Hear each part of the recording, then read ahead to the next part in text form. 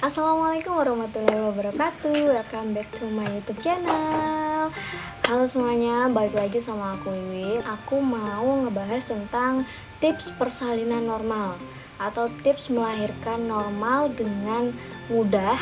Jadi udah melahirkan normal, lahirannya tuh mudah banget, kemudian dengan proses yang singkat. Nah, apa aja tipsnya? Bagi kalian yang belum subscribe, bisa subscribe sekarang ya. Kemudian pencet tombol loncengnya. Tips pertama, rajin olahraga. Olahraga itu berupa jalan kaki yang paling simpel, paling gampang tapi efek besar ya. Itu jalan kaki atau mungkin yoga. Nah, itu bisa. Nah, jalan kaki ini paling nggak diawalin dari mulai bulan kelima itu ya, pokoknya mulai trimester kedua atau mungkin mau trimester ketiga juga nggak apa-apa. Itu ritmenya nambah gitu setiap minggunya. Jadi 1 sampai 2 jam itu jalan santai aja. Nah, itu bisa banget ngebantu lahiran kalian biar lebih lancar. Kemudian yoga itu juga membantu banget badan kalian biar lebih rileks, kemudian bisa lebih mempermudah kalian untuk lahiran. Kemudian yang kedua, makan kurma. Nah, kurma ini karena sesuai sunnah Nabi ya, jadi makan kurma 3-7 butir per hari. Sesuai sunnah Nabi itu yang ganjil.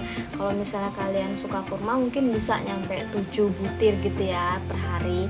Nah, kalau misalnya nggak suka, kalian bisa cukup 3 butir aja nggak apa-apa. Tapi kalau aku kemarin, kan aku suka banget kurma, bahkan sehari bisa sampai 7-9 butir. Itu nggak apa-apa, karena memang itu bagus banget kurma.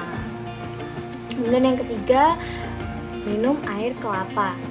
Nah, air kelapa ini fungsinya untuk membersihkan bayi kalian dari air ketuban. Jadi nanti lahir tuh bersih gitu, nggak ada lemak-lemaknya gitu.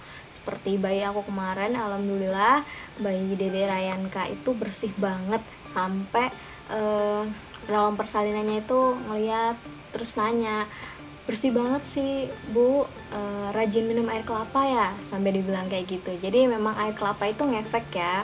Keempat, rajin minum minyak kelapa. Nah, kalau tadi air kelapa beda ya, air kelapa sama minyak kelapa. Kalau tadi itu air kelapa, sekarang minyak kelapa. Nah, minyak kelapa ini fungsinya untuk apa? Untuk mempermudah dalam proses lahiran. Jadi namanya minyak, kalau kata orang sih biar lebih licin ya. Nah, mungkin ada yang percaya ada yang enggak, tapi kalau misalnya aku, karena aku udah praktekin sendiri, sehari 1 sendok makan aja, itu dimulai dari minggu ke 37. Minggu ke 37 itu aku mulai minum minyak kelapa 1 sendok makan per hari, dan alhamdulillah lahirannya lancar banget. Alhamdulillah cepet banget, jadi nggak kerasa gitu, tau-tau loh udah keluar aja gitu Dede Rayankanya. Kemudian yang kelima itu banyak jongkok. Jongkok itu bisa mungkin ngepel sambil jongkok, atau mungkin nyuci sambil jongkok, atau mungkin mandinya sambil jongkok, terserah. Yang pasti banyakin jongkok. Mulai trimester ketiga ya, jangan dari awal. Kalau dari awal nggak bagus lah, karena di awal-awal itu malah harus menjaga banget kan. Kalau di akhir-akhir itu memang istilahnya proses siap dikeluarkan gitu loh. Nah, sama aja kayak makanan ya. Jadi ibu hamil itu tuh sebenarnya nggak ada pantangan apapun, semua itu boleh dimakan, boleh ya, dalam catatan sesuai waktunya. Kalau misalnya di awal-awal itu ya disarankan untuk tidak memakan durian, tapi kalau di akhir-akhir itu boleh durian. Nanas juga itu disarankan tidak untuk di awal kehamilan, tapi di akhir kehamilan. Jadi sebenarnya boleh-boleh aja, ibu hamil tuh boleh makan semuanya. Kemudian yang selanjutnya yaitu cari hal-hal yang bikin happy. Nah, ini yang bikin happy ini bisa meningkatkan hormon oksitosin. Nah, hormon oksitosin ini yang akan mempermudah kita dalam persalinan nanti. Bisa mungkin kalau misalnya suka es krim, bisa banyakin makan es krim, atau mungkin suka nonton film Korea, drama Korea, bisa tuh sering-sering nonton drama Korea, atau mungkin suka ngeliat yang warna pink atau warna hijau. Nah, terserah, yang pasti cari aktivitas atau hal-hal yang membuat kalian bisa happy, karena itu akan sangat mempermudah kalian selama proses kehamilan sampai nanti melahirkan. Kemudian yang selanjutnya yaitu induksi alami. Induksi alami itu kunjungan si bapaknya. Nah, ini juga ngaruh banget ya. Kalau kemarin di aku juga ngaruh banget. Selesai dari induksi alami itu beberapa hari kemudian aku langsung kontraksi dan akhirnya langsung melahirkan. Tapi memang nggak semua langsung kayak gitu, tapi setidaknya kalau misalnya ada induksi alami itu ada pembukaan jalan lah, jalannya si dede itu bisa semakin terbuka menjadi lebih lebar gitu kalau misalnya ada induksi alami, karena memang si dedeknya ini tuh memang butuh jalan buat bisa keluar. Jadi kalau misalnya ada induksi alami itu akan sangat membantu dedeknya untuk mencari jalan keluar dari rahim si ibunya. Kemudian yang selanjutnya yaitu jimbol atau birthing ball. Nah, ini juga sangat disarankan ya. Banyak banget penolong persalinan itu yang menyarankan untuk memakai jimbol atau birthing ball, dan cara pakainya pun gampang banget. Kita bisa naik di atas ballnya itu, atau mungkin kita mau ballnya kita taruh depan, kita bisa ke depan ke belakang. Pokoknya dengan jimbol itu banyak banget cara yang bisa kita lakuin untuk mempermudah persalinan kita, untuk membuat dedenya itu lebih cepat turun ke panggul, atau mungkin lebih cepat turun lagi, lebih ke bawah lagi kepalanya biar bisa cepat pembukaan atau nambah pembukaan. Nah, itu jimbol atau birthing ball itu lumayan penting banget ya. Nah, kemudian tips terakhir yaitu pasrahkan dan doa kepada Allah Subhanahu wa Ta'ala. Ini termasuk kuncinya usaha dari segala usaha, yaitu pasrahkan, kita tawakal kepada Allah, kemudian kita doa kepada Allah. Ketika kita sudah melakukan banyak sekali usaha, kok ternyata si dedenya ini masih belum juga menunjukkan tanda-tanda ingin keluar dari perut si ibunya. Nah, ini tinggal kita pasrahkan, kemudian kita doa kepada Allah, kita minta supaya dipermudah, semoga disegerakan untuk bisa melakukan persalinan dedenya, semoga cepat turun ke bawah, cepat melakukan pembukaan. Nah, itu doa. Kemudian yang perlu kalian tahu juga ya, jadi sebenarnya dede bayi yang ada dalam perut kalian itu, dia tuh tahu sebenarnya kapan harus keluar dari perut ibunya. Jadi sebenarnya kalian nggak perlu khawatir, nggak perlu takut, kok dedeku masih belum juga ya menunjukkan tanda-tanda, kok dedeku masih adem ayem anteng aja dalam perut.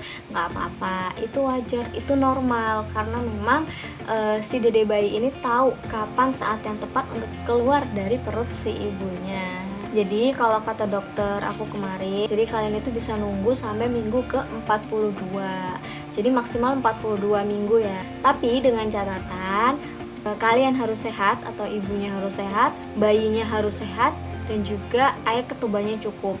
Ketika 3 itu sudah terpenuhi, maka kalian bisa nunggu sampai minggu ke 42. Ketika sampai minggu ke-42 kalian masih belum merasakan tanda-tanda juga, kalian bisa cek ke penolong persalinan kalian, seperti itu.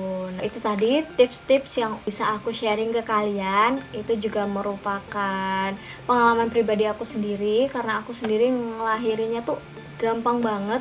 Ngelahirinya itu normal dengan waktu yang singkat, sampai nggak kerasa gitu loh udah lahiran. Nah, soalnya waktu itu aku mulai mules-mules itu jam 2 malam, kemudian cek ke bidan jam 7 itu belum ada pembukaan sama sekali. Padahal aku udah mulai mulesnya tuh udah nggak bisa tidur ya. Kalau sebelum-sebelumnya tuh kontraksi palsu, aku mules-mules tapi aku masih bisa tidur. Nah, jam 2 malam itu aku udah nggak bisa tidur sampai pagi. Bayangin, nggak bisa tidur, bener-bener nggak bisa tidur, udah mulai mulus-mulus. Tapi memang mulusnya masih yang setengah jam sekali gitu, belum yang intens banget. Tapi ya namanya kelahiran pertama kan, aku juga belum tahu ya.